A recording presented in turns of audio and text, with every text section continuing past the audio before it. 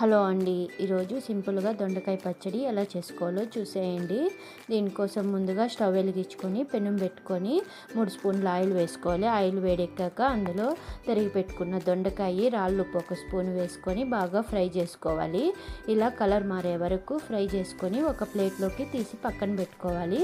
ఇప్పుడు అదే ప్యాన్లో ఇంకొక స్పూన్ ఆయిల్ వేసుకొని 1 స్పూన్ ఆవాలు, జీలకర్ర 1 స్పూను, ధనియాలు 1 స్పూను, మెంతులు 1/4 స్పూన్ వేసి బాగా ఫ్రై చేసుకోవాలి. అందులోనే తెల్లగడ్డపాయలు 5, ఆనియన్ 1, ఎండుమిరపకాయలు 5 వేసుకొని ఫ్రై చేసుకోవాలి బాగా. అందులోనే 1 టమోటా, కొంచెం చింతపండు, రాళ్ళుప్పు 1 స్పూన్ వేసి బాగా ఫ్రై చేసుకోవాలి.